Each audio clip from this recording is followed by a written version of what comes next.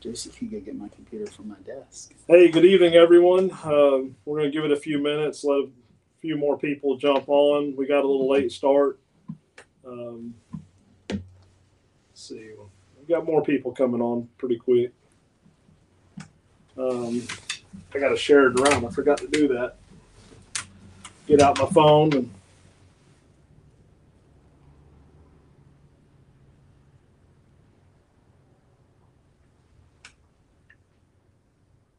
All right, let's see. Good evening, Perry. Perry Lawrence. Oh, Coda Stewart's actually on time. Wow. Man. All right, let me share this around, get some more people on.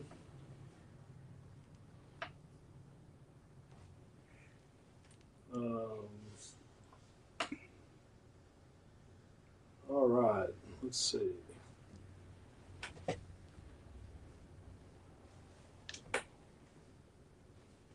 So Jason Beyer was supposed to join us tonight. He's not feeling well.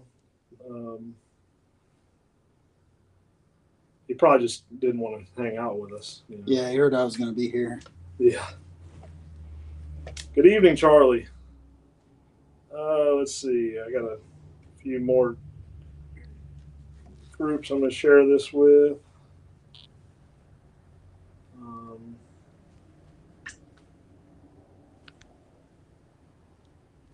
Oh, we got 15 people on right now, so it's coming up. Perry said he did a mock track with his wiener today. How'd it go, Perry?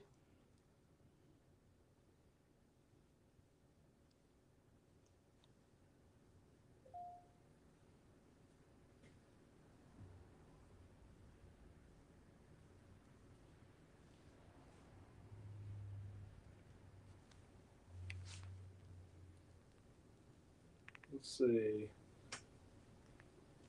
It was just a few. We got people jumping on. See how this goes. All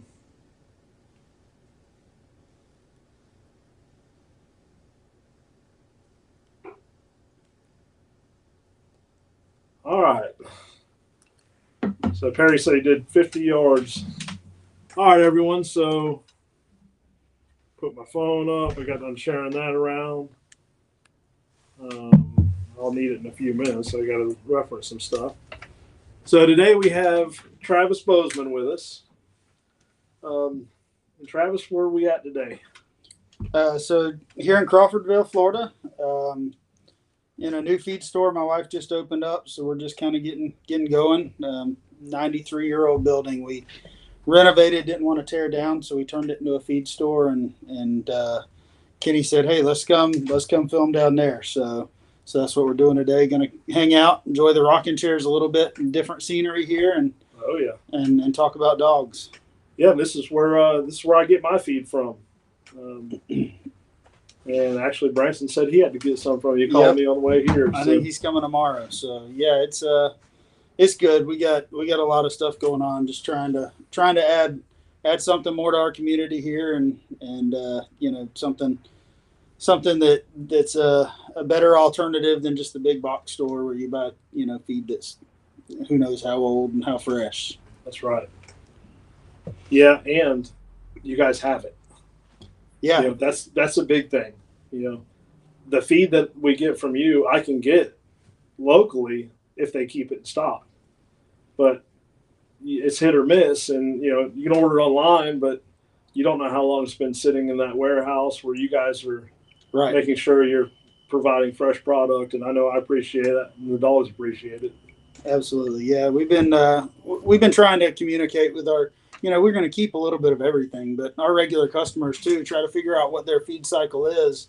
So we kind of always got fresh stuff, and it's not, a truckload of it coming in and sitting for 2 months. Instead, we know roughly how much you feed now. We can order it and have it here the week before you're ready to get it. And and same thing with the rest of our regulars, just trying to make sure that we've got what they need. Yeah.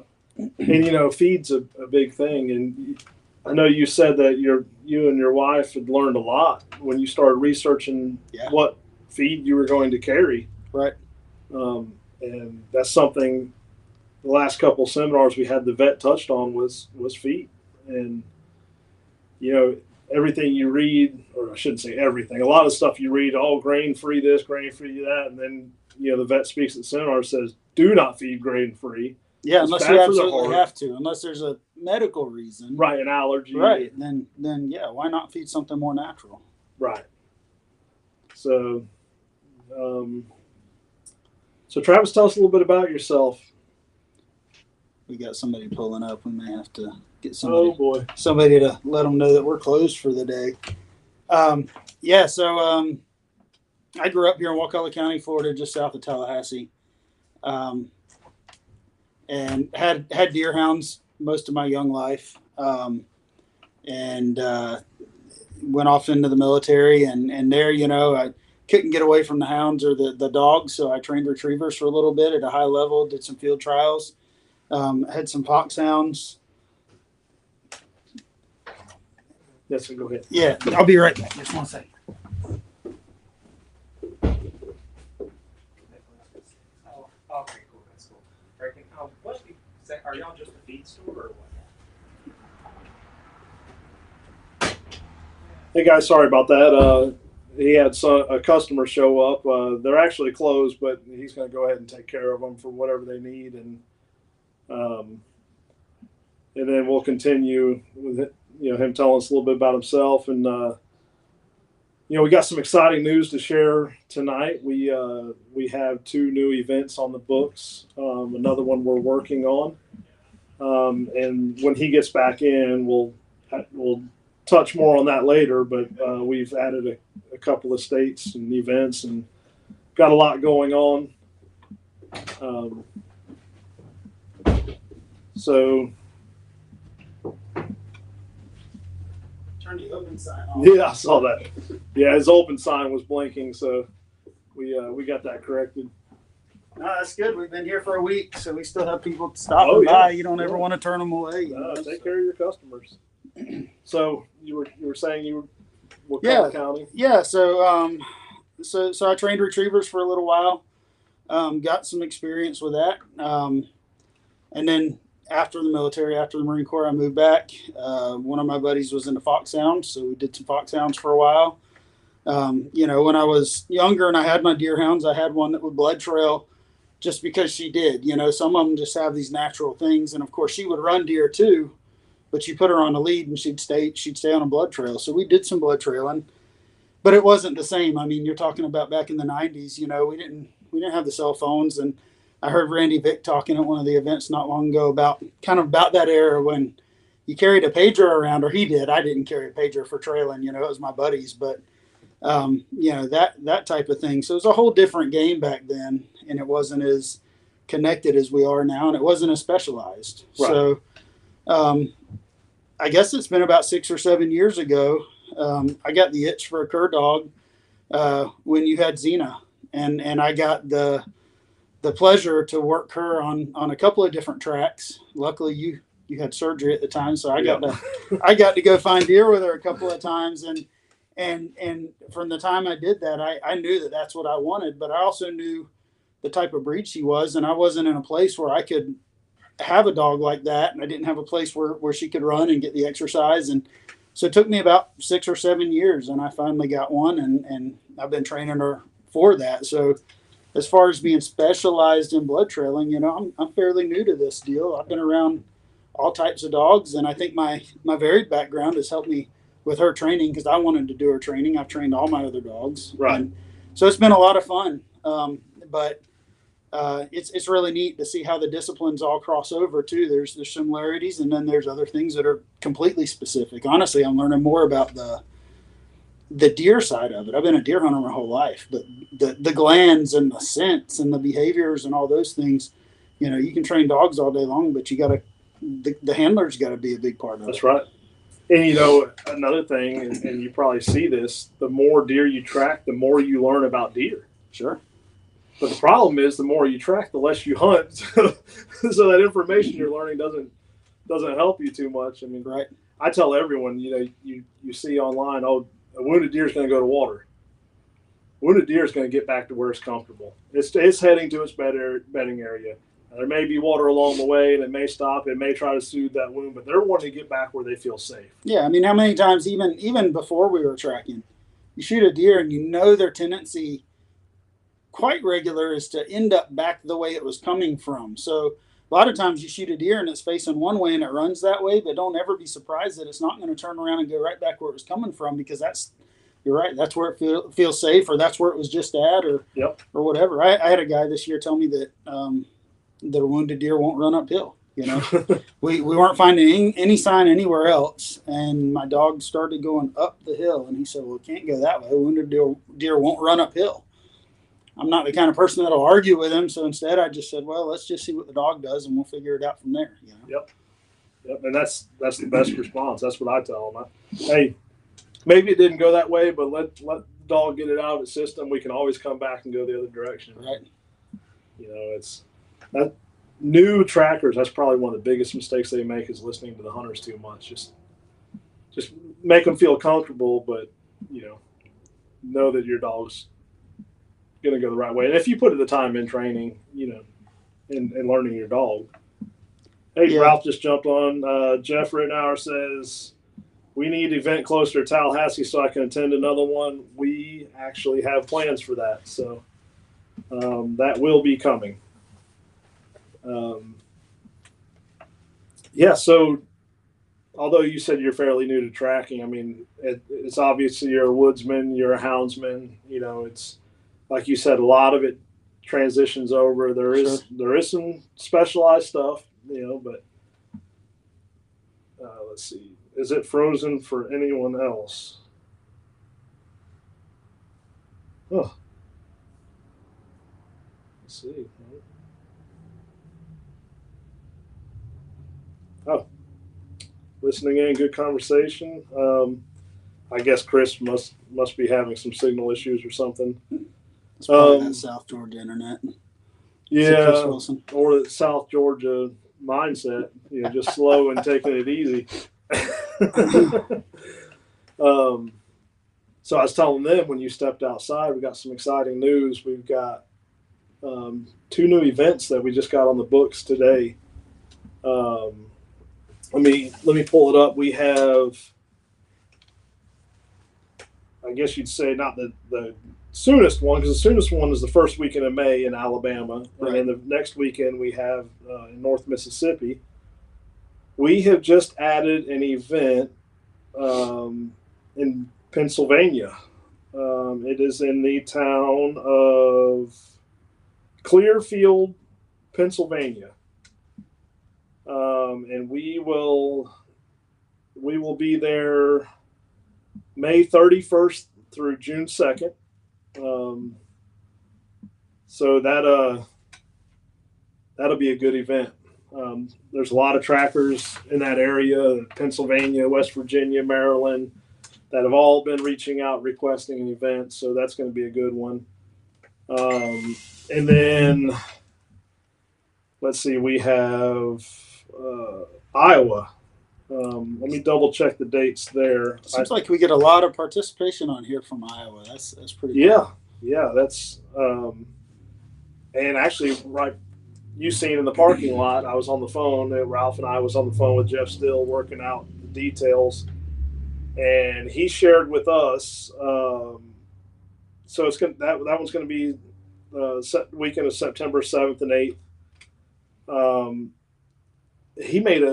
He reached out to some people and made a post, and within 24 hours, he had 17 people committed to test.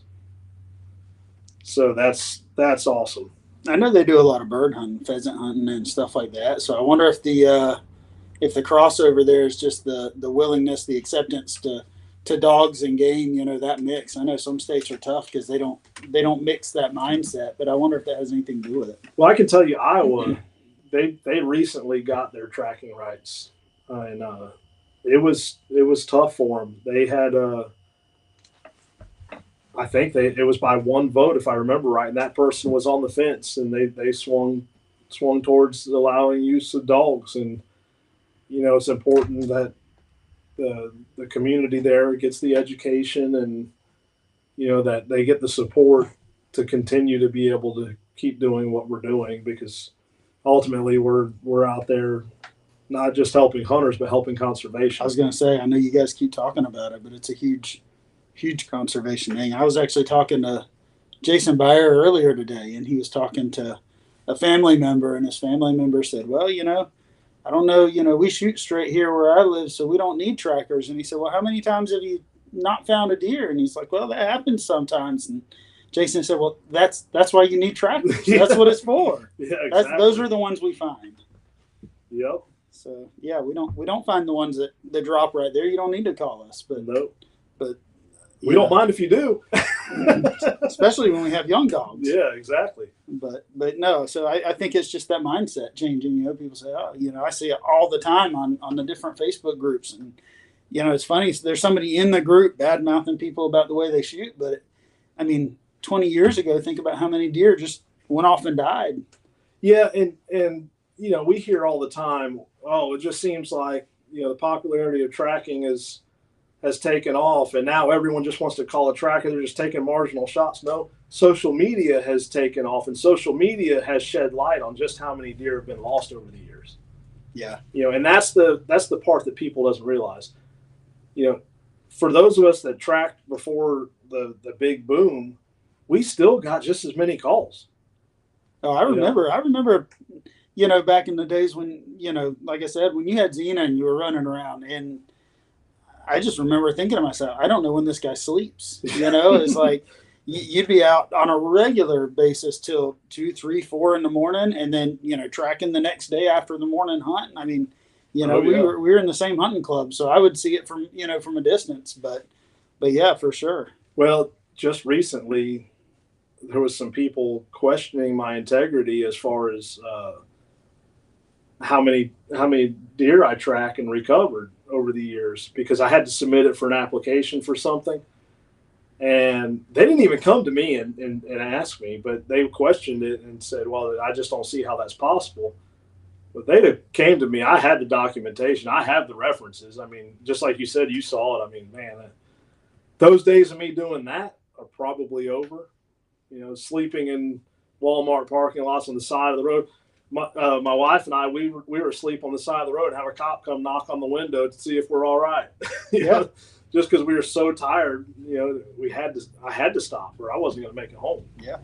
I'm not doing that anymore. And luckily, I say luckily, there's enough trackers now. There's more to go around, but it seems like we're still just as busy. Because now the exposure to more hunters. Right. And, in our area, of course, North Florida, we're being inundated with people coming up from South Florida hunting because they've overdeveloped and they have nowhere to hunt. Right. So, and then COVID hit, and just the outdoors, huntings became more popular, hunting, fishing, camping, kayaking, but we're seeing a big influx of hunters here. And I know Georgia, South Georgia, Middle Georgia, all the South Florida people are moving up trying to find somewhere to hunt. And, I got a call the other night from a guy wanting us to train 2 labs. Well, he lives in New York City, and he just bought some land in central Georgia. He's going to offer hunts, but he's only promoting it in New York City because there's so many people there that wants a place to hunt and they want to go somewhere. And so he's catering to them. So it's, although they say hunting's on the decline, we are seeing some new people getting out into the woods, and that's what we need to do. And that's what we're here for. Not just tracking deer, but helping the hunting community and promoting the hunting community and the tracking community, because without hunters, we don't have deer to track. That's right. I know there's a lot of the tracking community that volunteers at youth hunts and veteran hunts, but especially those youth hunts, where I know Chuck on Florida Hunters Network. I know he's involved in the youth hunt program and does a lot of those. So that's real important. I know there's several trackers that go out and volunteer just for those hunts. Oh yeah.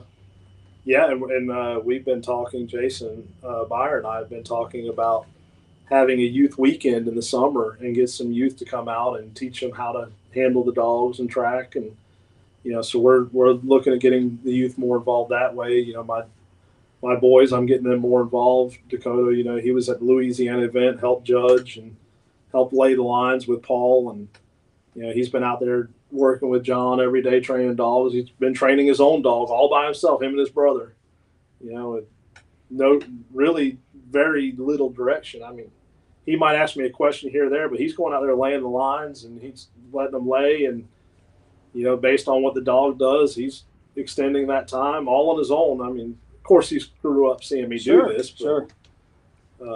I mean, it's good for the kids. Oh, yeah. Josie accidentally bought her tracking dog a couple weeks ago. So she's got one now. She's got a 4-month-old puppy that she's getting ready to start training, and that's going to be hers. She's going to train it and test it, and, you know, of course, I'll help. I'll lay lines. I'll do whatever we need to do, but that's her deal. So you're gonna run some tests for the dog? She's behind the camera, hiding, being shy.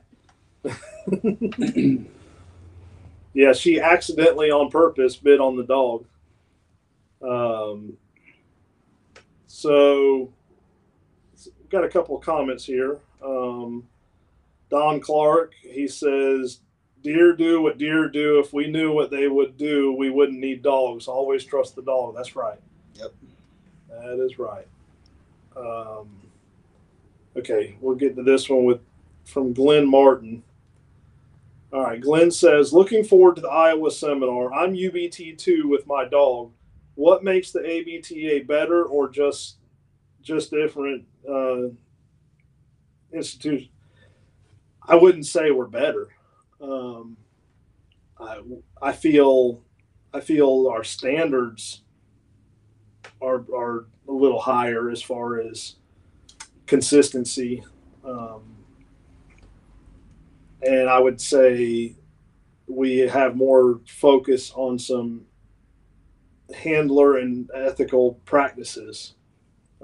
Wouldn't you say? I mean, yeah, I think you hit kind of the three main focuses, right? You know, there's consistency. If you go look at, and absolutely, I wouldn't say, I think both organizations have great merit, and they're both here for a good reason. So to talk bad about either one or any of them, you know, I don't think there's really any reason to. I think UBT, you know, is great in what they do, but, you know, so if you look at their standards, though, they have minimum standards for their tests, but, you know, there's not a maximum. Of course, there's kind of an implied maximum, but it's not written. So right. ABTA's got the maximum, you know, it's this many hours to this many hours. It's not open-ended. And then this distance to this distance. Correct. You know, and probably I would say the biggest difference is that's a big difference, but probably to me, the biggest difference is that handler side. 100%. Well, yeah, because if I'm tracking a deer, for example, my dog, you know, she'll take a mock track all day long. She'll run the mock track. But if she's tracking off lead and she's 120 yards in front of us and she finds that hide, she's found enough deer at this point in her young life that she finds a hide and she's found it. And she's like, okay, I found this. I'm off to the next one. So she'll leave it sometimes before we get there. So here it's, you know, it's a team. If I'm following her line, she's already been there, and by the time we clear the bushes and I see that recovery and I can make the recovery, if she's over here 50 yards away, just checking to see if there's something else, you know, I'm not penalized. Whereas, you know, that is one thing there. It's more, I think, the dog, it's not the team atmosphere. That dog has to, in front of the judge, indicate the recovery. And either side, like I said, I wouldn't talk bad about either one, but we're out there to recover the deer as a team. No, and I will say the difference between judges within the UBT organization varies as well. Sure. I mean, and so there, I guess you'd say, inconsistencies there. I'm not going to say it's good or bad, because I like a lot of the judges, and I can see viewpoints from ones that are more lenient in some areas and more strict in other areas. But as a whole, that's not consistent. And I know they've been working on that. I'm not here to bash them. That's just. And I know you still certify dogs with UPT client dogs or whatever. I just went to a UBT event and certified, and I had a great judge, and I didn't have any issues. I think it's a good organization. And I think anytime we can add another organization with equal or you know, equal merits, I think why not? You know, we have You did mention the ethics there. There's a big part in there too. And when we talk about it, it's real simple, but indicating private property or posted signs Yep. As part of our tests. And that might seem trivial, but it's a real big deal to make sure that our handlers are aware and cognizant and considerate of other people's property. Right. And then when you get into the season level test, being able to demonstrate that you can read the signs of the hit site and the wound beds and give some wait times or strategies, that's another huge thing, because something we're seeing more and more of is teams just going out there and just, especially here in the Southeast, where a lot of these places are allowed to track, people are allowed to track off lead. And young trackers are the worst about it. Oh, I'm just going to go and we'll try to catch the deer. Well, I can tell you, I've had some good catch dogs. You know that. Bay dogs, catch dogs. When I started waiting, my numbers started climbing. Yeah, and a lot of times the hunter can't give you that. It's always good blood, or it's always lung blood, or a lot of times they can't read that, and they're the hunter, and it's no fault to them. But you get there on site and you see something a little bit different, and it's good to be able to interpret that. But like you said, there's no lack of tracks either. So there's these guys that are getting going, and it's a Saturday evening, and they've got 5 more tracks lined up, and they're like, hey, let's just dump them and see what happens. When maybe they should say, hey, Mr. Hunter, let's get back on this one at 8:00 tomorrow morning. This is what I see. Right. Yeah, and like I said, I don't want to put down any other organization, because I've been a UBT member for a long time. I was a UBT apprentice judge for a long time. And we saw some areas that we wanted to do things a little different. We had some legislative stuff come up, and we needed to have some representation. That was a big factor, right? I mean, one of the biggest factors. And I will say, it's no secret, people seen it. There's been some controversy back and forth, I guess you'd say, with the UBT when they sent out a letter. I will say, and I'll give a lot of the credit to Marlowe. We have been talking with the UBT the last couple of weeks with Marlowe and Andy Bensing, and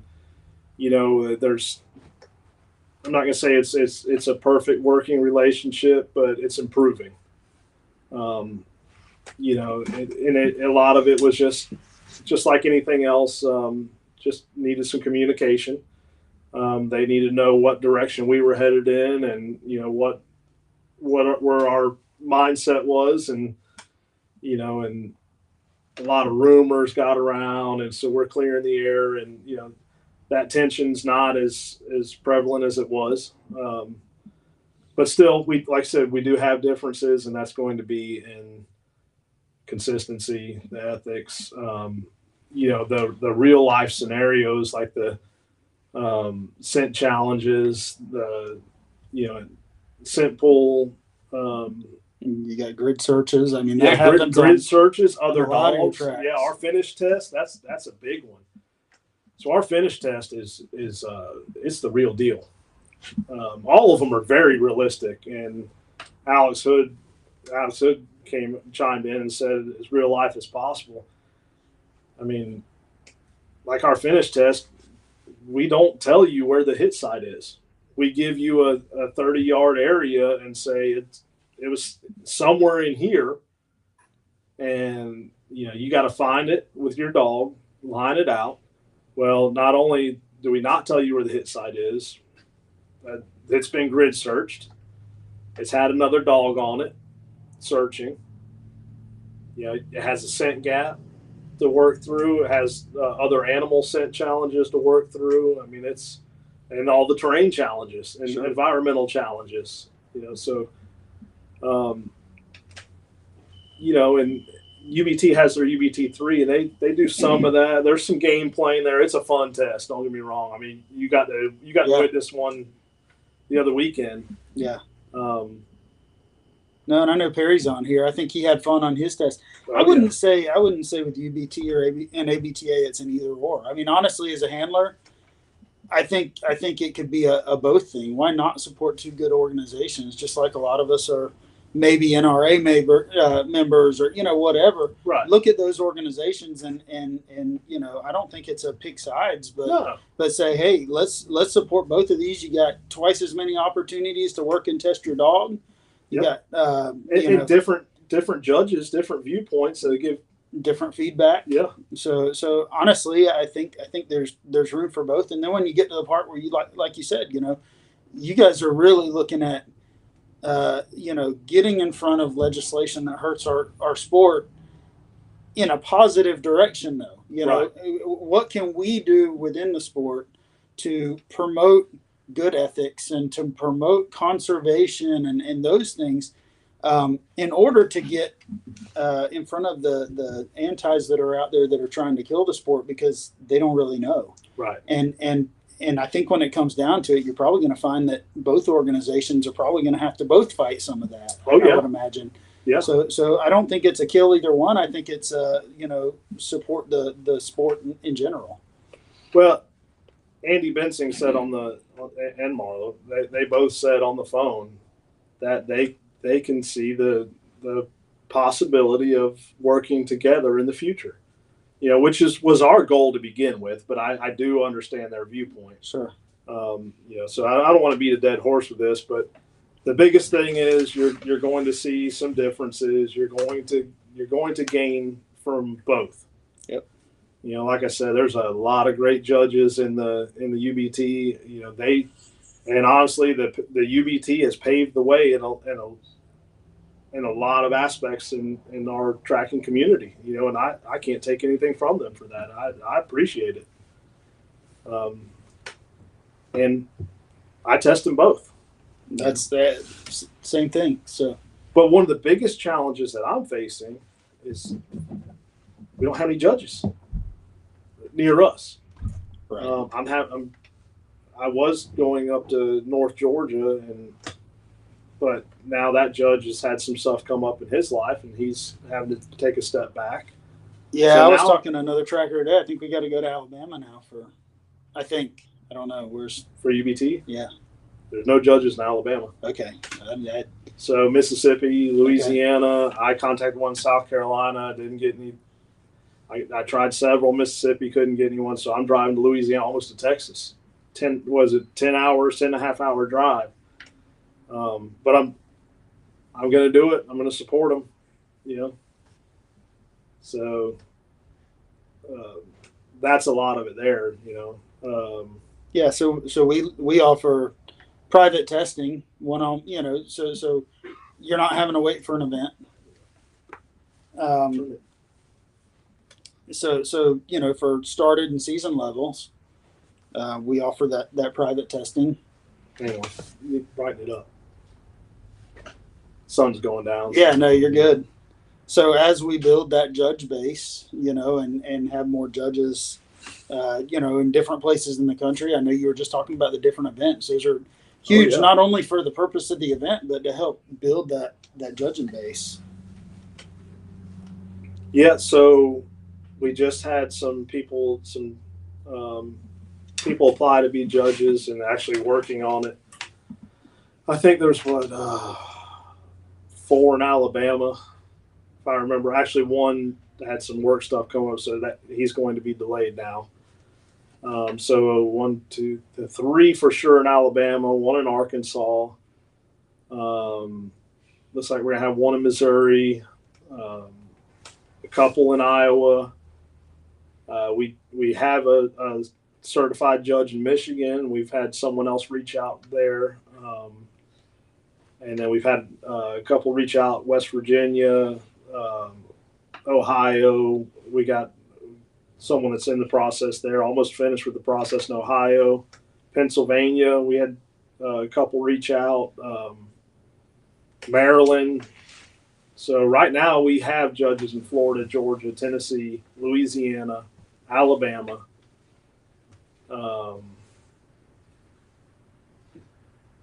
Michigan. So it's growing. Yeah. It's growing fast. Seems like every day we have more and more, and our membership is growing tremendously. And I know Carrie's working her butt off with all those judge applicants Oh, yeah. and the criteria and all that. And so messages every day from her on those. So Yeah. she's staying busy on the judge side for sure. I just got a text a few minutes ago. Working on it right now. We with 2 people in Alabama that are right there. So that's exciting stuff. So kind of slow with the Oh, here's one. Let's see. Cassidy Long says, love working with the youth and women's hunt with NWTF. And she just made an announcement. I'm starting a NWTF chapter in her. She's doing this in her county and hoping that she can get a few kids in the woods. Nice. That is great. And I can say how all that started. There was a tracker years ago, which is actually how I got it, my first Ladner cur.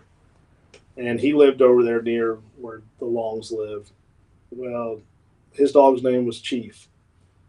And I followed that dog. And, my friend Dustin Williams, I had a bloodhound at the time. And Dustin said, hey, man, you've been watching that Ladner cur? I said, yeah. He said, I think I might get one. He never did, but I did. I said, yeah, I'm going to get one. And actually, I called Randy Vick whenever I was thinking about adding another dog. And I said, what do you think? He said, yeah, I've been watching that Chief. Well, the tracker's name was Josh Kelsey. He ended up getting into a car accident and passed away. And anyways, he tracked for the NWTF over there, one of their gobbler events. And when that happened, they contacted me and said, well, actually, I put them in touch with Josh. And then that happened. They reached back out, said, what do we do? Who do you recommend? And James and Kim Long started going there. Well, now Cassidy is going there tracking. So right. And now she's starting her own chapter. So that's awesome. Yeah, just goes to show what all transpires just from staring at a dog's butt. Right. So yeah, how many tracks did you end up going on this year?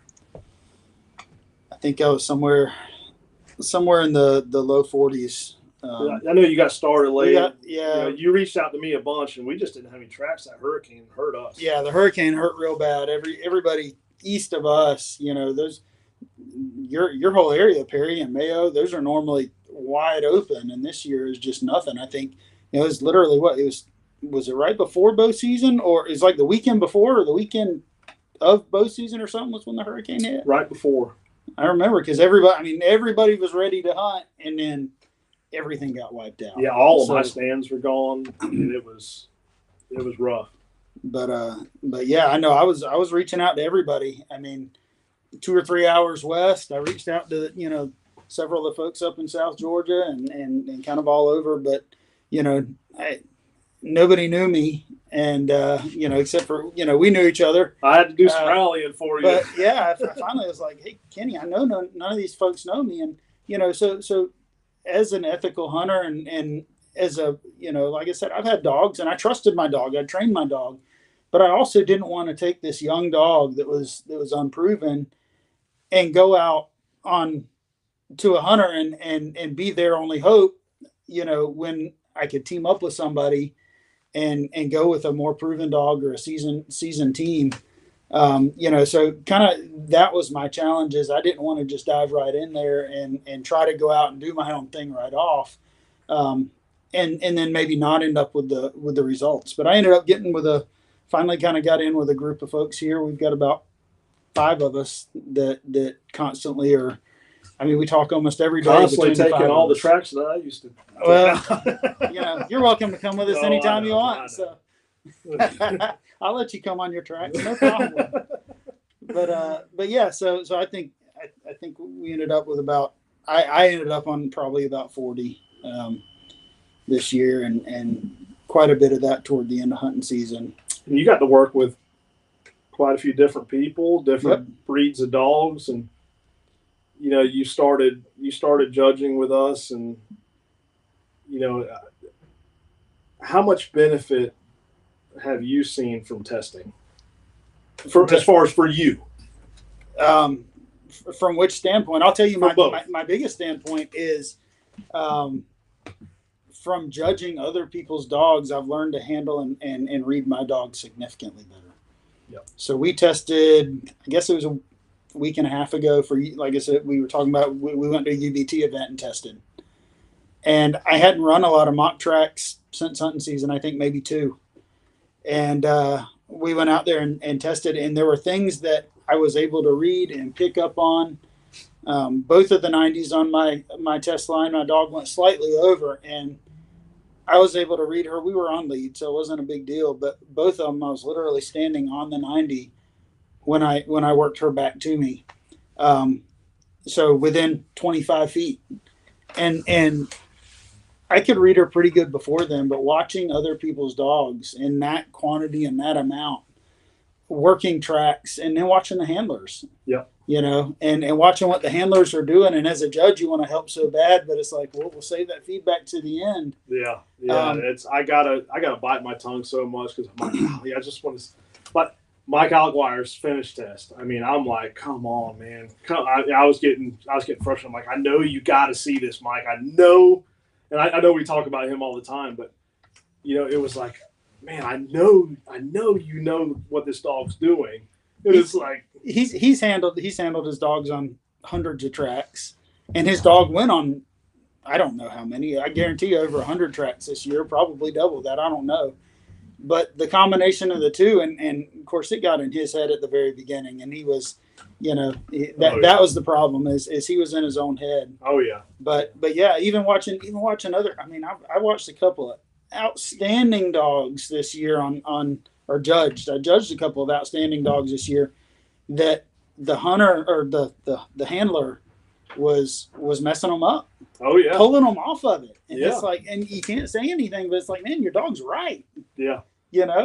I see that a lot. And the more you judge, the more you learn, like certain types of leads cost people a test sometimes. Probably the biggest one I see is those flat biothane leads. I like mine. I know you do, but the more you judge, the more you see how they'll cinch down on vines. They'll cinch down around, that stiff rock climbing rope. It doesn't cinch down tight like that, and it'll slip through. Some dogs, that makes a difference. Oh, I mean, yeah. You get a little bit of tension against them, and they just shut down, or they think you're trying to correct them. And I see it. I've seen it a lot with those flat biothane. Yeah. And some dogs, every dog's different, but some dogs, if you correct them one time off of that line, in their mind, they're not supposed to go there. And it's real hard to get them to go back there. Right. And especially if you're a handler and don't know where it's at. You've just corrected them off of that line. So now they're hesitant to go back over there. And you can't help them because you don't know where it is. So you're right. That correction is a big deal, or lack of correction, accidental correction. Yep. Another that made me think about another difference between our test is like UBT. You get off the line, the judge brings you back and reattaches you to that line. Right. We don't. It's like real world. Better pay attention to the sign. You better pay attention to reading your dog. If you see a spot of blood, you better mark it. Yep. Because if you get off the line, you get called back. You need to find your way back to where you feel like the dog was on the line, whether it's a wound bed, whether it's a spot of blood that you saw. But that's more real life. I mean, You don't have someone to in the real world. If you go out there with a hunter that never seen a dog before, they're not going to tell you, hey, you're off the line, you need to come back, and tell you where to come back to. I mean, That's not realistic. I mean, but I get it. But it's like I was talking to someone else the other day. Tracking has evolved over the years. Years and years ago, that UBT one was something. Oh, I remember the first time that I found a deer. This was back in the late 90s, but I found a deer that was, I think it was like 18 hours old, and I thought that was a big deal. Oh yeah. You know, Now it's pretty regular. Now 18 hours. I mean, even with a young dog, oh well. You know. Yeah. Now, I mean, scent conditions, they could play a big role. You know, if you're out in the middle of something wide open and the sun beats on it and the wind's blowing all day and it's sandy, that's a lot different than, you know, covered canopy where it's cool and, you know, thermals are settling and all those things. But but yeah, you're right. It's evolved, and our ability to know or think we know better what the dog's capabilities are is evolving, and it will, just like anything else. The more we do it. Well, I had someone ask me, asking about callbacks. What happens if my dog is 20 yards off tracking and paralleling the line? Well, that's fine. We know that happens. I mean, many times I have tracked deer and the blood be 15 yards away, and my dog is locked in on a beeline, and I'm down the hill, and the blood, the blood trail is up here, and I'm down here with the dog, and we're trailing perfectly parallel. And the hunter keeps saying, "Well, the blood's up here, your dog's off." I'm like, "Hey, I'm gonna follow my dog," and leads right to it. Right. Thermals is something that people doesn't talk about a lot, and a lot of it's because they don't understand thermals. Sure. Thermals play a huge role in what we do. Got a comment from Wayne Reese. He said, Travis did a great job as judge, gave great feedback, and helped with the dog read that I missed. He is one of the ones I was talking about. He's got an outstanding young dog. Super cool to watch. Really, really nice. And it's a Jack Russell. You don't see a lot of Jack Russells out there tracking. I don't see a lot of Jack Russells out there tracking, but that one can do it all day long. He's cool. You know where they use Jack Russells a lot? It's Africa. You'll see it now if you'll pay attention and watch some of these hunting shows in Africa. A lot of them use Jack Russells to track with. It's that energy that I can't get past. And he even told me, he's like, look, I need to get the first, 100 yards out of the system and get him settled down, and then we're good. Yeah. And he was right. It took him a while to get settled down. But, again, that's a good handler knowing his dog. You got to know. Yeah, he and I, we've been back and forth trying to get up with one another. I've just been swamped, and I got to get up with him and get him and John connected, if nothing else. So got to do that. Speaking of that, the many different breeds, I know you've came over to my house and you've seen us work many different breeds and many different levels of dogs. And, I know you've came over when a dog that we're bragging on just bombs it. That's something else people don't realize. It happens. Yeah. They have bad days. You may have a jam up dog, and then one day it just has a bad day. That's one reason why I have multiple dogs. Instead of always, and that was because years ago we didn't have a lot of people to call to back us up. Right. It was me and Randy, and both of us were spread thin. And so I was like, I gotta have other dogs. And the year I got Xena, my bloodhound got sick. I couldn't track with him.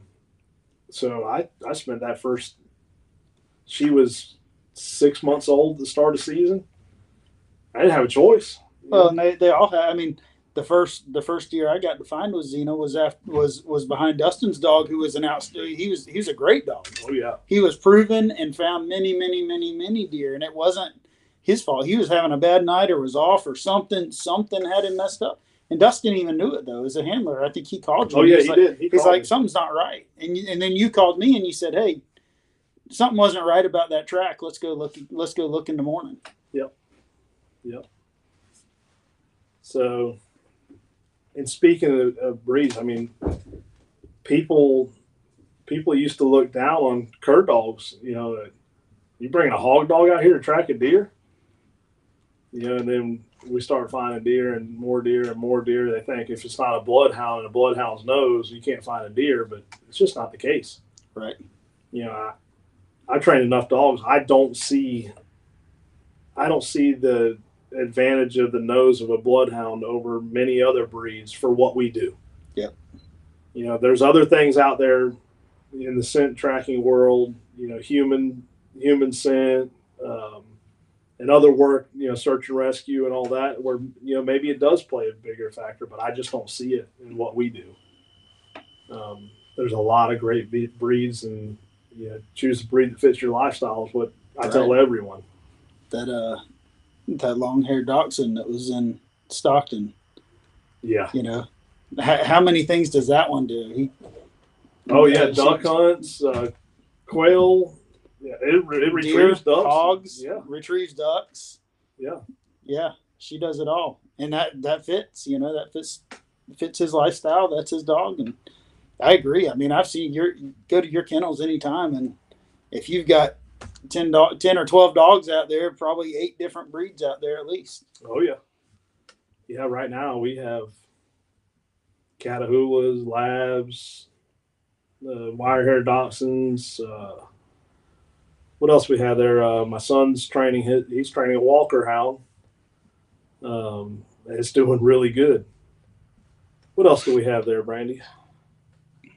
We got our dogs: Catahoulas, Blackmouth Cur, wire-haired dachshund, Lab.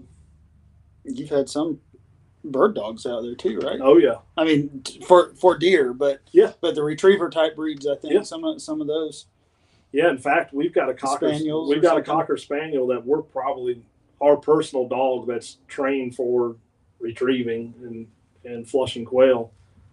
Probably going to start training him to track. Blue tick. Still got. Oh yeah, the little blue tick went home, but we got another blue tick there that belongs to Kyle, which is probably on here watching tonight. That dog's doing really good. Blue ticks.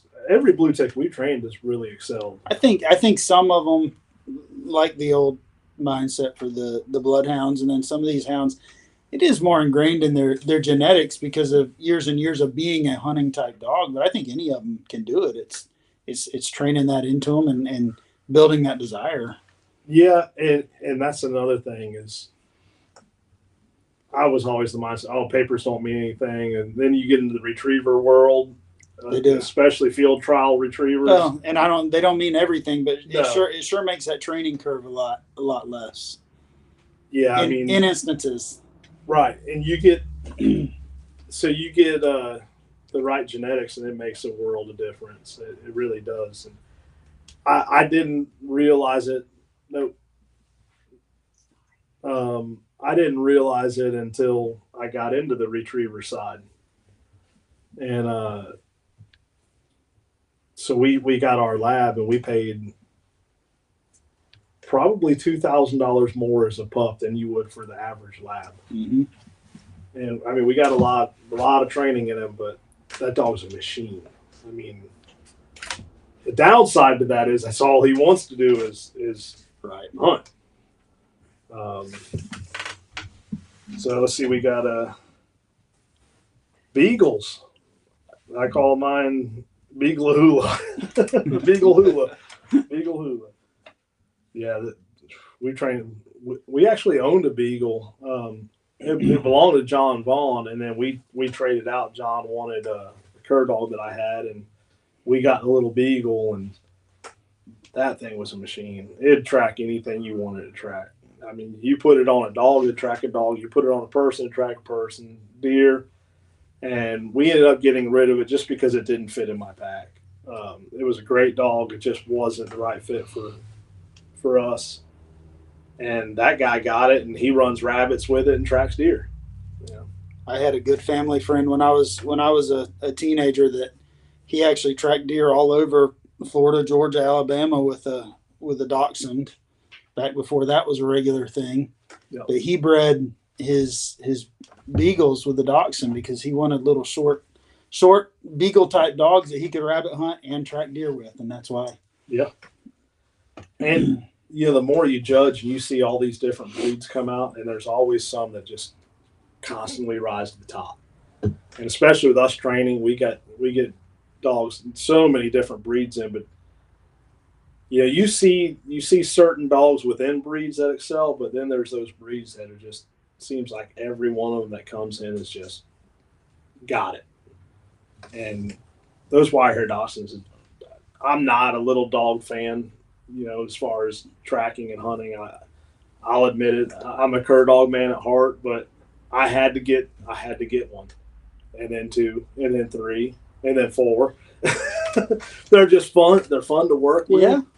Well, and there's a lot of advantages if that's your thing. There's a lot of advantages to them. Riding the truck all day long with you, go on a road trip out of state to go hunting and be there.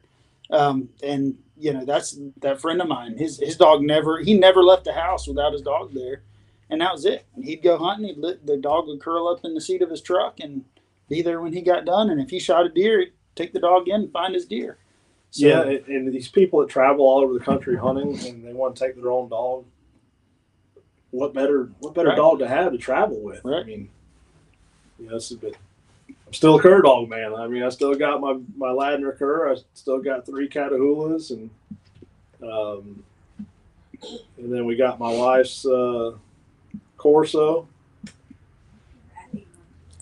Yeah, we're adding another dog. Yep, we got a new dog coming on Saturday. What's coming?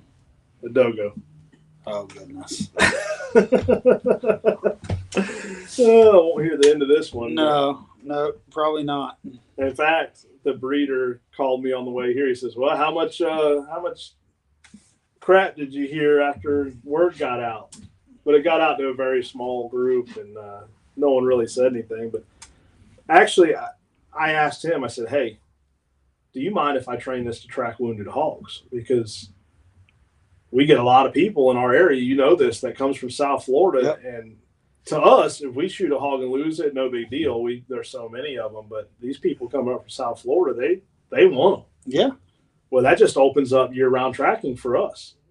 We still get to track year-round with some high fence and stuff. But and I know a lot of people track with their cur dogs or whatever. John had a great dog that would track hogs quite a bit. But if you got a cur like mine that sleeps with my daughter and lives in the house, my wife's not letting me take that one out to find a hog. So I could definitely see the benefit there. Well, not just that. I do everything I can to break my tracking dogs off of hogs. I don't want them trashing on a hog. That's a no-no. And does it happen? Sure.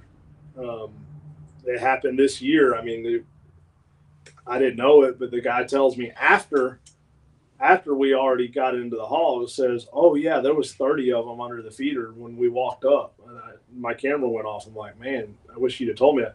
Well, on top of that, he starts me. He says, "This is where the deer was standing when I shot," which was right where all the hogs were. When in reality, he was actually 45 yards away where there were no hogs. We'd have had fresh. There goes your finished test again, right? Oh yeah, we worked it out. I mean, I came back and I said, "All right, climb back up in your stand and let's see where you were at." And he was about 45 yards off, and it made a world of difference because once we went over there and put the dogs on it, we went straight to the deer. Yeah. But again, he was wanting to. Oh, the deer went this way. I know the deer went this way. I heard it. I heard it go through the water. Yeah, this is the water right here. I heard it go through. I went the opposite direction. But we had. He was the type of person. He wasn't going to let me try what I wanted to do. So I was like, all right, in this instance, I'm like, I'm not going to argue with him. We'll do it his way. When we come up empty-handed, we'll do it my way. So that's what we did, and I had to get back at him. And I tracked for him a couple of times. I'm standing there, I look at my handheld. I said, "Oh, they got the deer." And I looked at him. I said, "Man, I said, this is how it goes sometimes. It's just not your day." I said, "I know you've been after this 10 point for 3 years, but this is the second time I came out here to track it. You might need to think about taking up another hobby." And I was just laying it to him. I said, "Well, let's go over here and see what the dogs are on." Walk over there, and he sees his deer. He jumped up, gave me a big hug. But I had to give it back to him because the time before that he shot this deer, I go out there and I put Otto on it, and Otto's trailing, and then he just sits down on my feet and looks up at me like, "What do you want me to do?" So I told him, I said, "Look, I I got my cur dog in the truck. She's proven. She's gonna tell us what went on. So I got her out. She started trailing. Got about the same point. She progressed it maybe a little bit more. I turned around, came back, jumped up on me, jumped up on the hunters. Like, no, this isn't happening. Well, he still had doubts.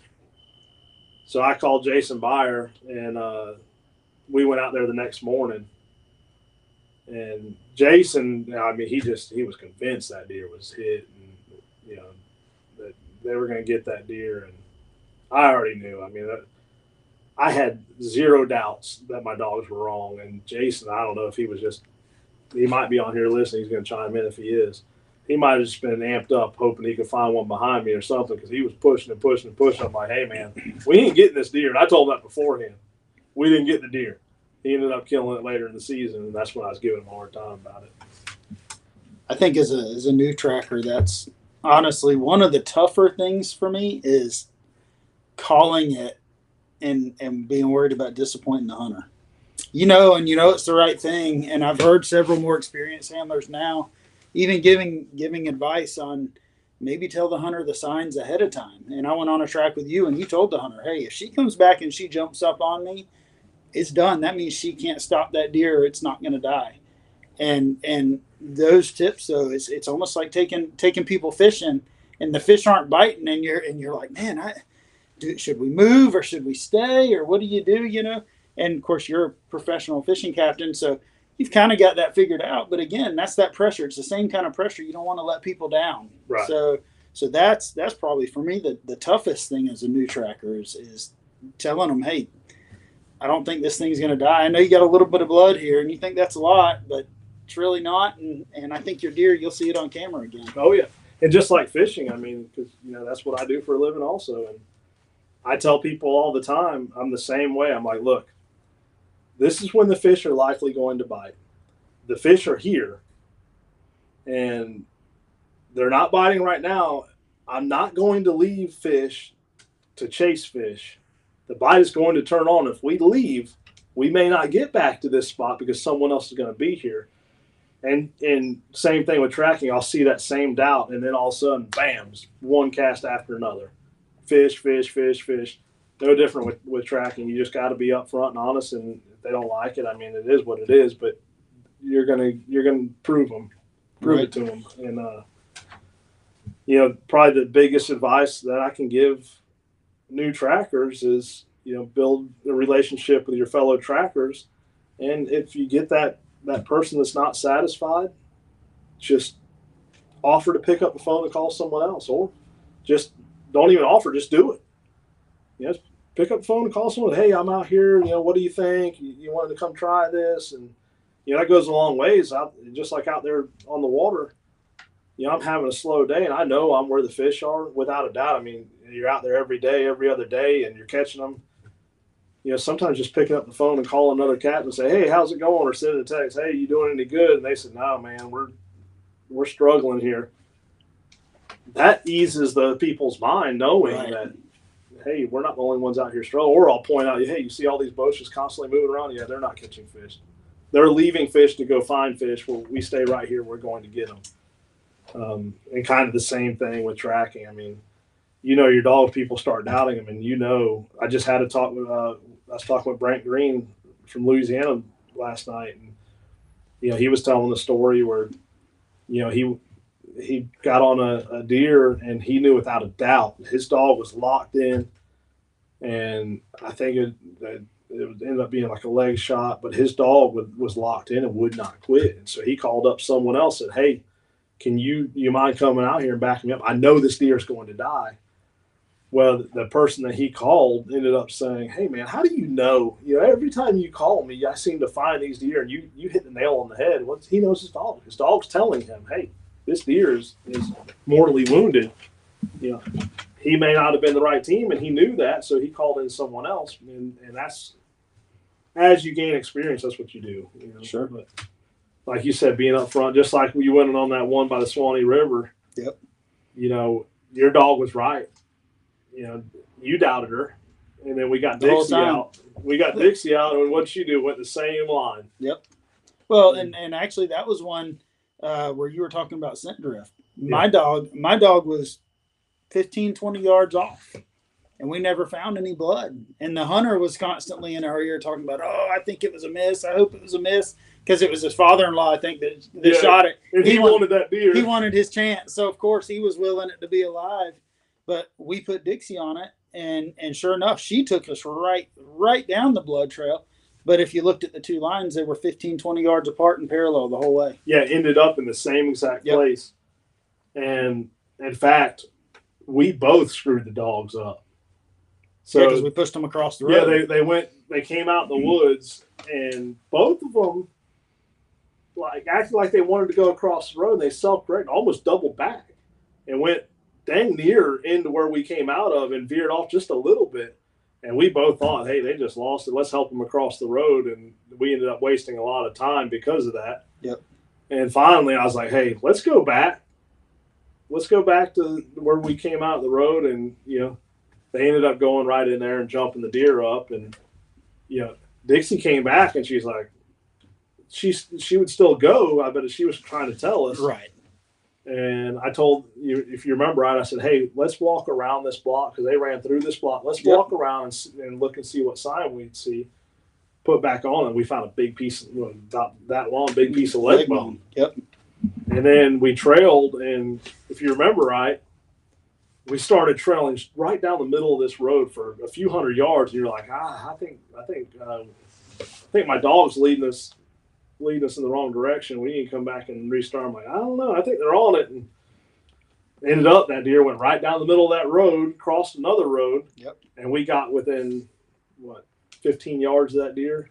Yep. And it got up and left, and we had to make a decision right then. What do we do? Well, and he was very much alive, but, Dixie told us that, 400 yards earlier. Oh, yeah. She came back and she jumped up on you. She did. She did everything you said she was going to do. And then, 400 or 500 yards later, we saw that, yeah, she was right. And we probably, one more push, we probably could have had that deer, but we were in a predicament where you got the Suwannee River that was flooded and raging fast at the time, and a highway right here, and we were right in the corner. What do we do? Do we run it across the highway and take the risk of a car hitting the deer or a dog, or someone trying to swerve and miss and wreck, or does it go in the river and then we lose the deer, we lose the dog, something could happen. Right. And we made the decision, hey, we're backing out. Yeah, even then, the hunter was, I shouldn't say the hunter, the hunter's son-in-law, he, at that point, he was satisfied, and everything that I told him leading up to that, or we told him leading up to that, came to be true. Yep. And he was like, you know what, you guys do what you can do. I agree, we need to back out for safety reasons, and maybe the deer will make it, and it probably did. Yeah. But well, let me see if I missed any comments. Comments are kind of slow tonight. There's been a steady group viewing.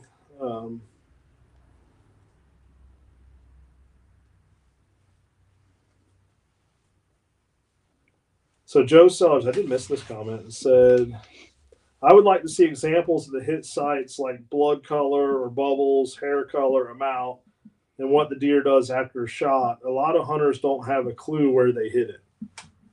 Yeah, so Joe, we actually have cards. You can go on our website, and it shows the different colors of blood, the different types of hair, with the shades of black tip, white hair, length. It shows different colors of blood based on where the deer was hit. So that's a good tool.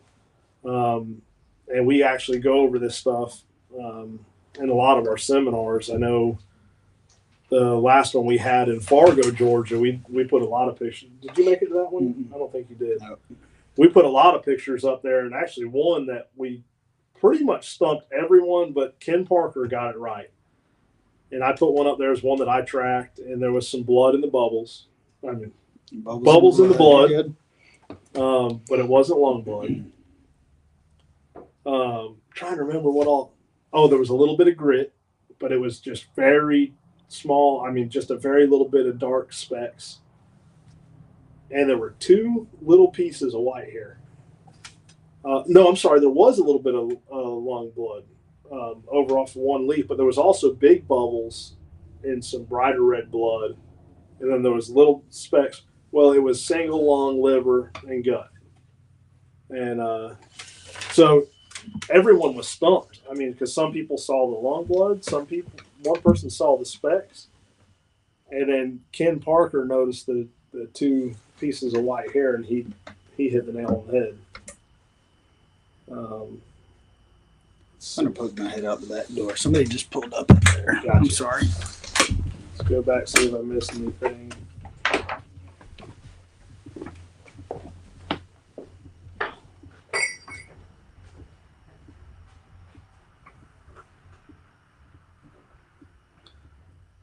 Well, we've been doing a little more storytelling tonight. If you guys have any questions, we'll answer them to the best of our ability. He's going out back to see what's going on back there. The boys out there in the car.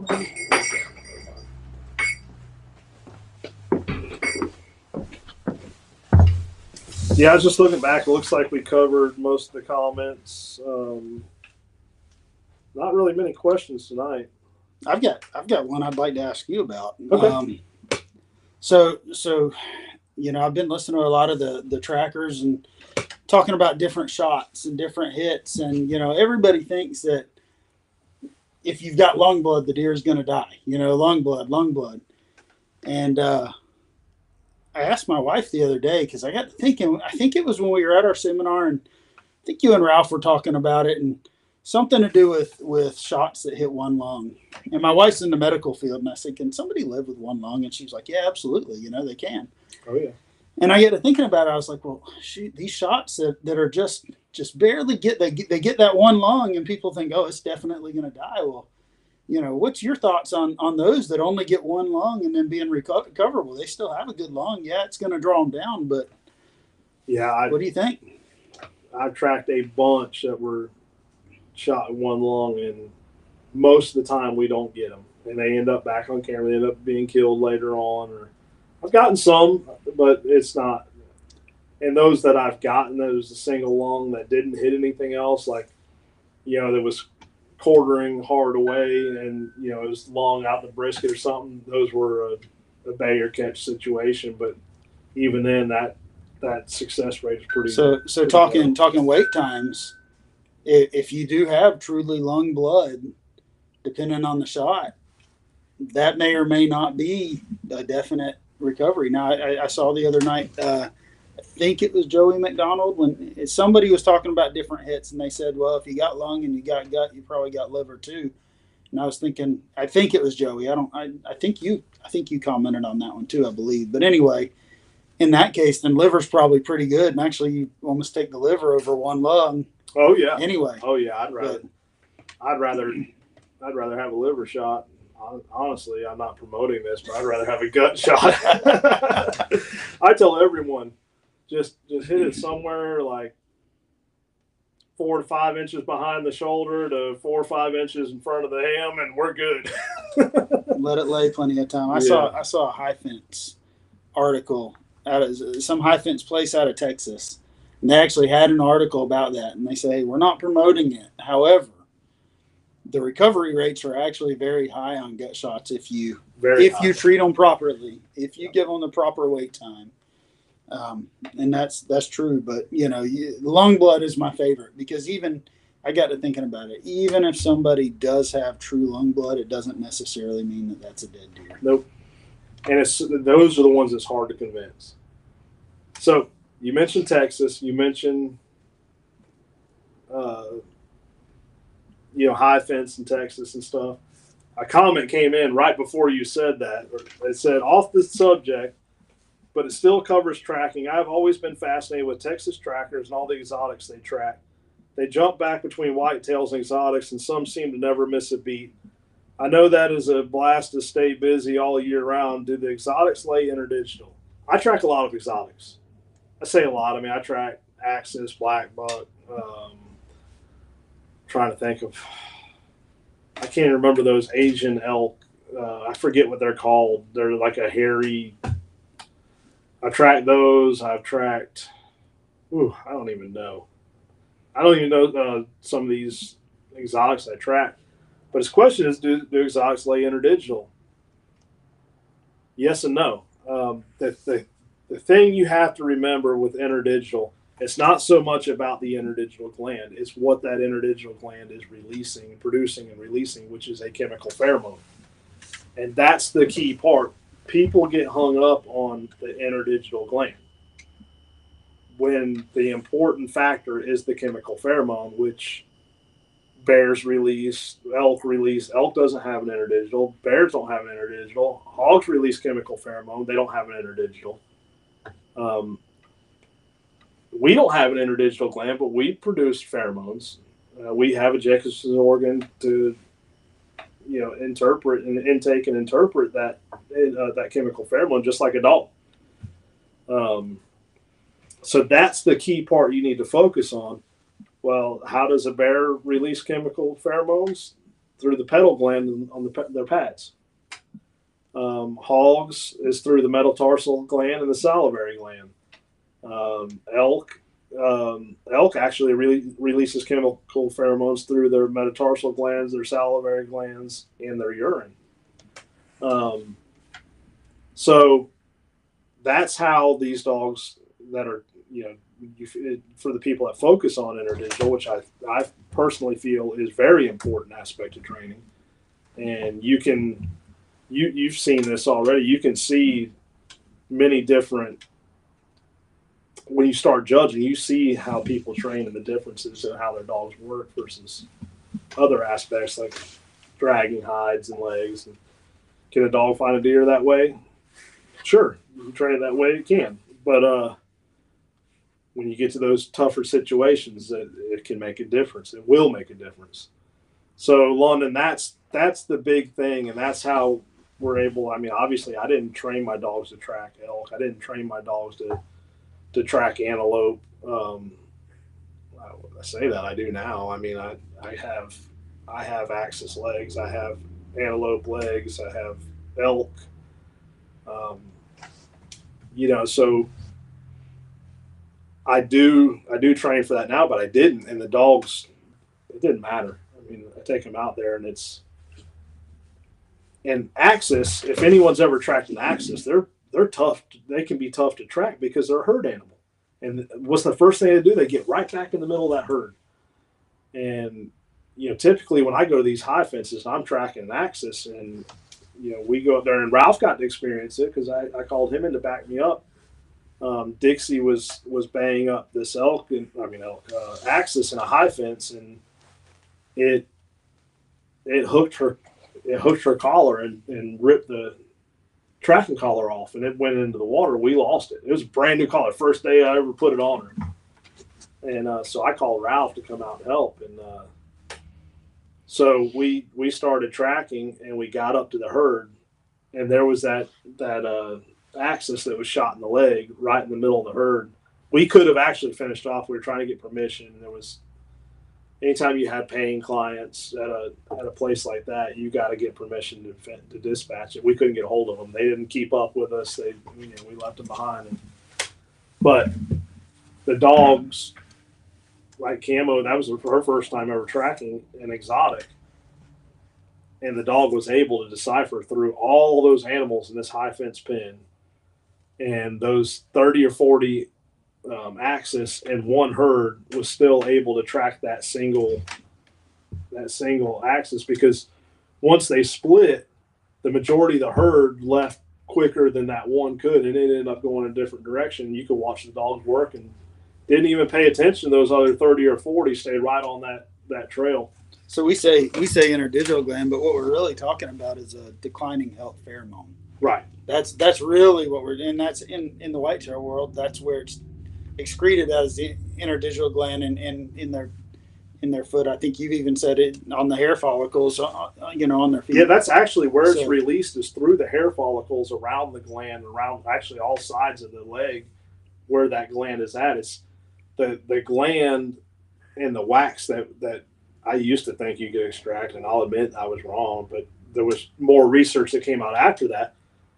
But I think a lot of the people, and the reason why people focus on the interdigital so much is when John wrote his book, which is a great book. But there wasn't the studies back then that there is now. And now they've broke it down into different categories, like the alarms, the communication. I've got it all almost five categories they have it broken down into. And one of those is declining health, like you said. And that's really how we should be communicating this to hunters, the hunting community, and trackers. It's not the interdigital; it's the declining health pheromone, and that the chemical or the chemistry compound, I guess you'd say, within the interdigital gland is comprised of 46 compounds. Well, I can't pull it off the top of my head, but you can just imagine how many different mixtures you can make with 46 compounds. Well, that's why every one probably smells different too. Right. So you put your deer you put your dog, if you can, confidently get your dog on the right one and communicate well with your dog and say, hey, this is the right one. The same way as, I guess, people, the dogs that track people, they give them a blanket or whatever and say, this is what we're finding. So the dog should be able to tell that individual deer, especially a more seasoned dog. Well, it's like I tell everyone, all we are teaching is scent discrimination through our training. We want them to discriminate this scent from all the others. And as far as the interdigital or declining health pheromone training, I tell everyone, a dog just naturally can pick up on that and will pick up on that. I mean, you look at a coyote or any predator, right? They can seek out the weak, sure. The sick. Well, how are they doing that? Well, they're releasing a pheromone that's saying, "Hey, I'm sick." Well, the only thing we do through training when we focus on that is we just speed that process up. So someone that maybe only trained their dog dragging beef liver or hide or legs, can they find deer? Yes. Can their dog eventually put the whole picture together? Possibly. Right. And they normally do. It just takes a lot longer. We're seeing dogs that are 3 and 4 months old that are out there, recovering 50, 60, deer a year at a success rate of 50% plus, or even 60, 65%, here in the South where you're off lead. You didn't see that 20 years ago. You were in that 25% range. Well, what's changed? What's changed is the training, the education and the training of the dogs. So hopefully that answered your question, London. I know we got off pretty far, but I mean, I'd say that question was not off subject. I think it's a good question, and it helps when we're able to educate so that we can explain to people, hey, you've probably heard the interdigital gland's the fingerprint of the deer. Mm-hmm. Now they're saying it's not. It's just the declining health. So it does relate it to that one specific deer, but it's not because that one deer smells different through the interdigital. It may through other aspects. And I don't know if you had I don't know if you'd say the pleasure to track one yet or not, a yearling. You tracked a yearling yet? No, not. No. Whew. They don't give off the scent, and a young yearling is hard on a dog. And it's just natural, how they survive, especially one that they knock the spots off of. That's I guess that makes sense. Yeah, and Axis is the same way. Axis does not give off near the scent that a whitetail does. So when you're tracking an Axis, it's a little tougher, and it's because of that. I mean, but you look at all the predators that they face in the wild; they've learned to adapt and survive. Right. So, I think that was a good question. Make sure I didn't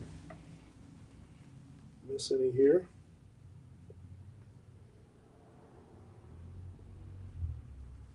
Yeah, we still got a lot of people watching across all the platforms. Just a kind of more quiet night on the comments.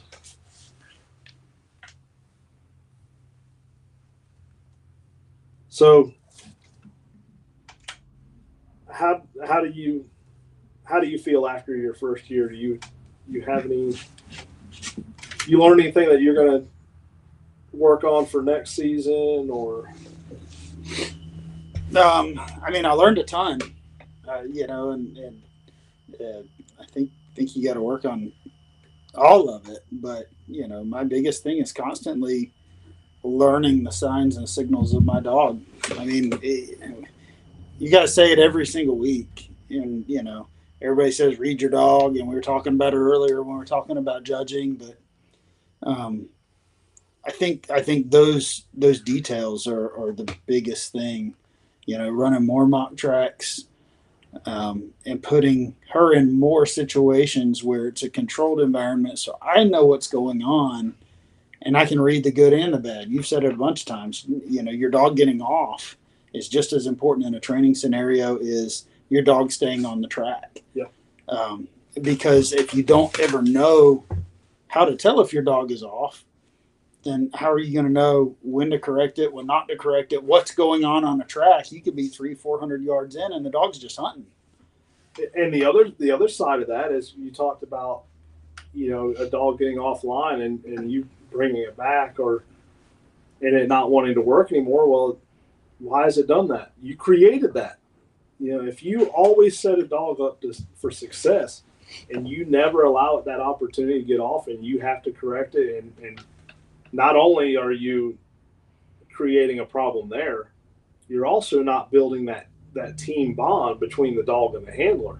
Right. Where that dog knows, hey, they're helping me out. I need to come over here and regroup. And I think that's important. That's what a lot of people misses. And so that's huge. And I've read it in books and magazines, and I see it all the time online, especially some of these Facebook groups. I had to quit following some of these Facebook groups with these training advice, and some of the stuff that's out there is just off the wall.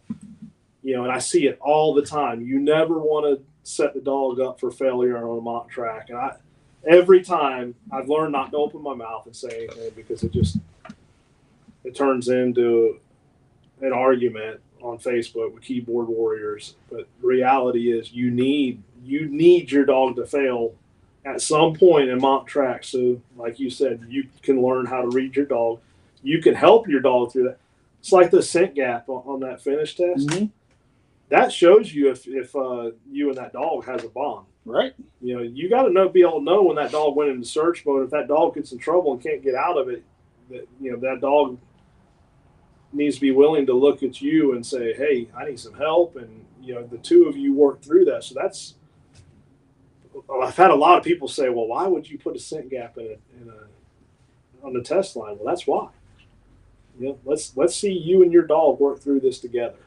Well, an example of that, I tested Jason Bell's dog Kit on a season test, and it was the craziest thing. I mean, she smoked the first half of the test, and she got to this one spot, and I still have no clue what happened at this one spot. There was nothing special about this spot, other than there was a mowed lane from a food plot back to a thicket, and all I can think of is some turkeys or deer or something had to have come through there in the time in between when we laid it and when we ran it. But she got to this one spot and she struggled and and Jason was just convinced that was the scent challenge. And he was just convinced, but he worked it, whether it's a scent challenge or not, he actually worked it the same way. And he said, okay, what we're going to do is we're going to start making a little bit bigger circle, and we're going to make a little bit bigger circle until we get out from whatever this is that's going on. And I think it was on about his second or third, and he didn't do a full circle, but second or third kind of pass, getting a little bit further. And all of a sudden she hit the line again, and she took off, and she nailed the rest of the test through the scent challenge. Yeah. I mean, hit it track for track, stride for stride. But it was the same exact thing. It was the same handler. It was him noticing, hey, something's going on here. She's not right. I don't think it went 100 yards this way or that way. I'm going to keep her in a controlled environment, and we're going to work out until we find it. So whether it's a scent gap or anything like that, it was the same exact thing.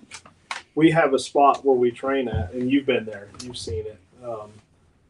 I don't know what it is about this one spot, but every dog, well, I should say the vast majority of dogs that we work through that spot, when they hit that, they struggle. It doesn't matter if it's rained. It doesn't matter if it's, everything's right. Every time the dog struggles through that spot. So we make sure we work them through that. And I can't figure out what it is about that spot, but it gets them every time. And if you find a spot like that when you're training, that's something good. Yeah. And like I said, I think we've had maybe a handful of dogs in the last, 8 or 10 years that has just blown right through that with no problems. But for the most part, every dog just hits it, and it's like they just where to go. Yep. And to even make it more challenging, we normally put a turn right there just after it. Sure. Because it's a controlled environment. So you're setting your dog up not for failure, but for a correction to learn. Right. And going back to the parallels between all the different disciplines, when I was training retrievers, it was the same thing. You didn't just set up a setup just to set it up. Every single setup had at least one, and it was usually one. You don't want to get too many elements, but it had one element that you expected the dog to struggle or challenge so you could get one good positive correction to correct the dog. Yeah. And it's the same thing with tracking and training, I guess training for tracking. You want to have those opportunities. I know when I'm working my dog on my property, I've got a couple feeders that run year round, and there's deer under them all day and all night. And when I lay a track, especially for not my young dogs, but one that should be able to handle it, I'm going right underneath that feeder and straight through. Yeah. Because how many times have you had to deal with that on a track? Oh, a bunch. Especially you get into these plantations in South Georgia. Well, actually, right here, not far from you, some of these plantations, you'll get to a food plot, and there'll be 40, 50 deer in the food plot when they shoot one. And we had a track this year, early bow season, before my dog had even been on a single reel track. I actually was bow hunting, and I was bow hunting for the purposes of shooting a deer. I actually texted you before I went. Yep. I was bow hunting for the purposes of shooting a deer to put my dog on the track. And this was going to be her very first live track, and I was going to make a good shot. I've been bow hunting for a long time. Typically I've got pretty good control over the situation. Well, what I didn't realize is I hadn't bow hunted out of that particular shooting house, and it wasn't quite big enough for me to draw my bow back in, except for one angle. So now where I was expecting to shoot, I couldn't shoot there anymore. I was going to shoot this other spot. Anyway, I had to rush the shot because I knew the deer was just going to come straight through this little lane, and I knew there wasn't any reason for it to stop and the whole deal. I ended up gut shooting the deer. And I knew that I couldn't put on it right away. And now I've got this young dog who had never been on, she'd done plenty of mock tracks, but never been on a live track. And I got to give this deer the proper amount of time to die and the whole deal. So I wasn't confident to put her on it by herself. So I called Jason Beyer, and Jason came over. And the whole time we were waiting, I was getting pictures the whole entire time of deer on the camera, the whole time, for hours. And when we walked in there, as we're walking in, we're pushing deer out. And we're watching the deer. One of them actually just went about 40 yards over and just stood there and watched us when we were putting the dogs out.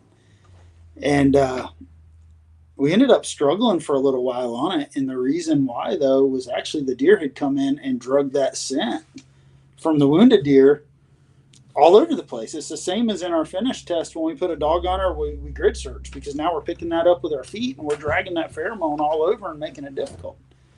And we had to restart the dogs, and after we restarted them the second time and got out of that immediate area, then of course DG hit the line and took off, and we found the deer and recovered, and not a problem. But it wasn't an easy track. No.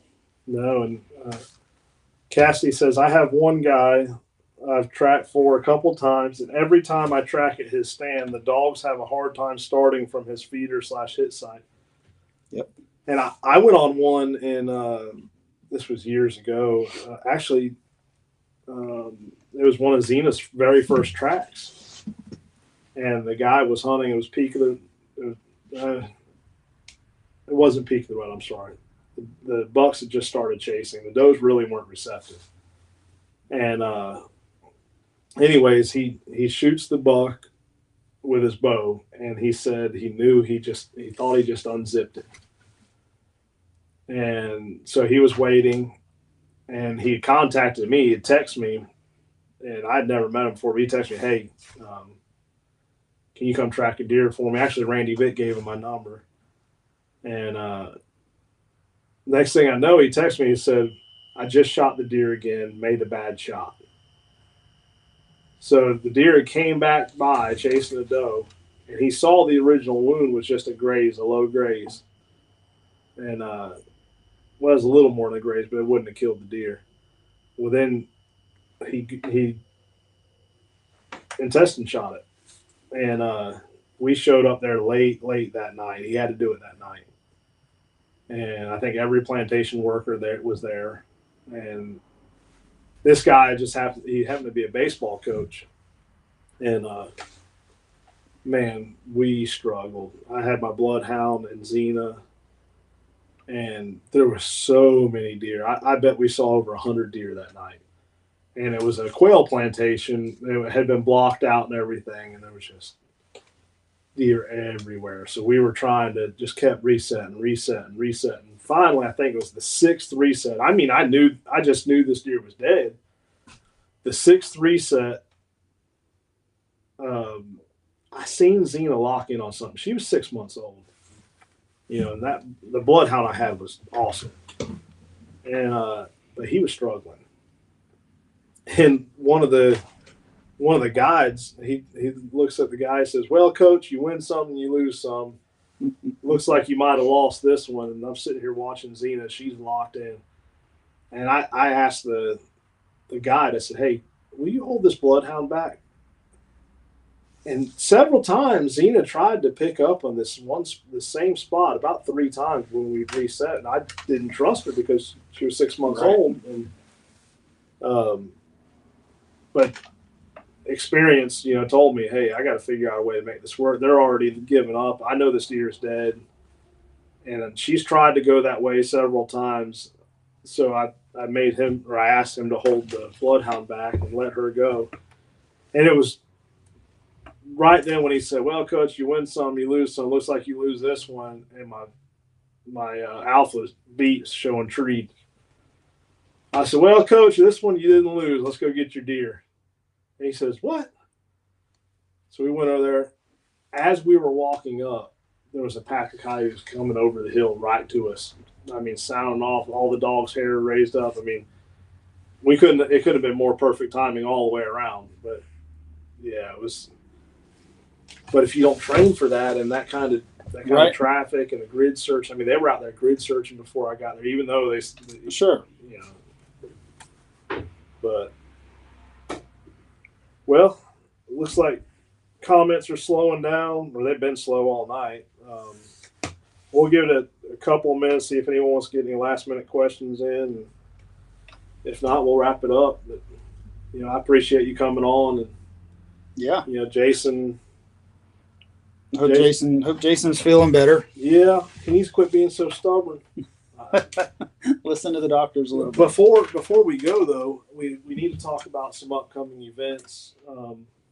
We got Alabama the first weekend in May, and we've got some good workshops planned at that one. There's going to be the seminar portion is going to be condensed. We're going to give out a lot of information in a more condensed format, but we're going to have more hands-on workshops. One of them is reading the dog. Mm-hmm. We're going to set up some scenarios where you get to walk the dogs and watch them pick up on the trail and be able to read that head snap or whatever indications they give, and let them follow that. And then we'll set it up where there's nothing at the end, and they go into search mode where we can help people read their dog, or help them to learn how to read the dogs when they get into those scenarios. Another workshop we talked about is setting up some of these challenges on the mock tracks.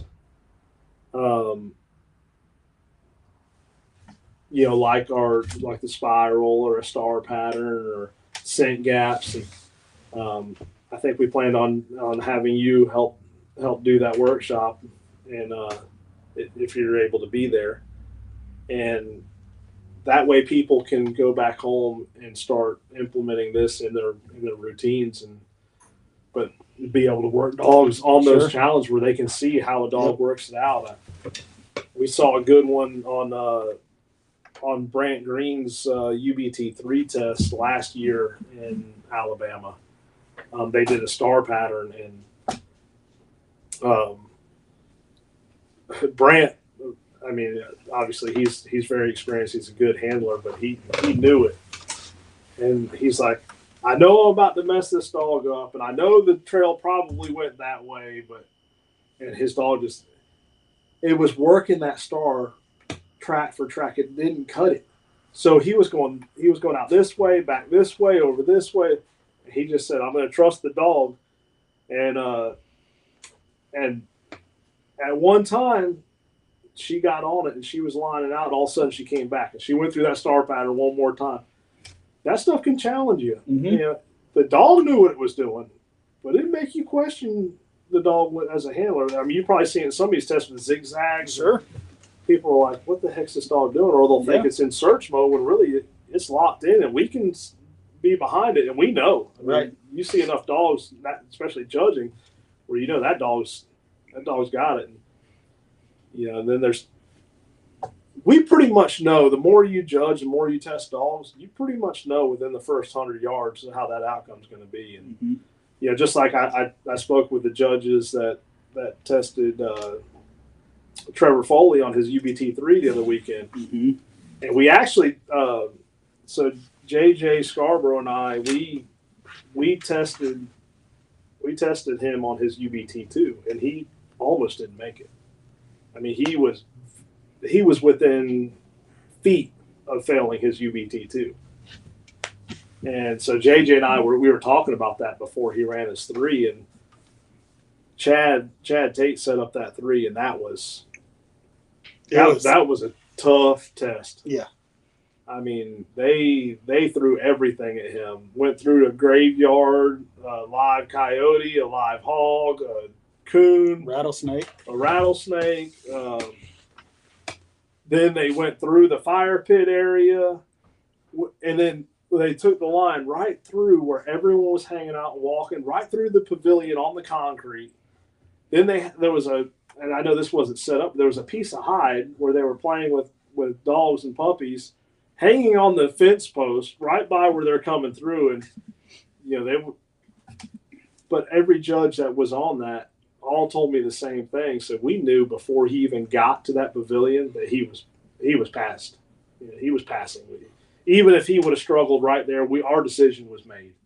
And you could tell. I mean, you know that now. I mean, you've had enough experience with it. You're like, all right, this dog's going to make it. Yeah.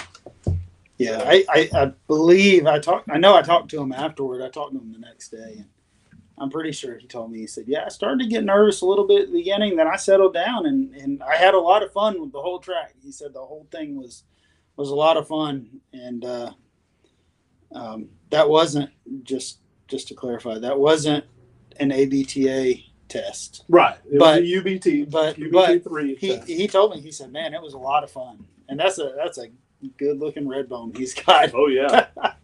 Yeah, and JJ made the comment afterwards, because he was on that test, and he said, man, that dog and handler has came a long ways in a year. And Trevor puts in the work, and that's the thing. And that testing, that's where you see that, and you get feedback like that from someone like JJ. JJ is a true tracking legend. He's been around a long time. And for him to give someone feedback like that, I mean, that means a lot. Yeah. And Trevor may not even know who JJ is, but I've been around the tracking world a long time, and his name's been there 30 years. And let's see, do you run different dogs on the same mock track with different wait times? No. We lay different different lines for different dogs all the time. We may every now and then, if we have a dog like we run it and the dog just doesn't finish it out, or just we've had it where they get 50 yards in, or we're trying to progress a dog up and they struggle, we may back them out, put another dog on it, and finish it out. But we lay separate lines for each dog. I'd imagine you don't want to encourage the dogs to track the other dogs. Right. Yeah, that's the thing. And create a Me Too dog. And right. We see that a lot with people that just try to train dogs by running a young dog with an older dog. Well, every dog needs to be trained separately.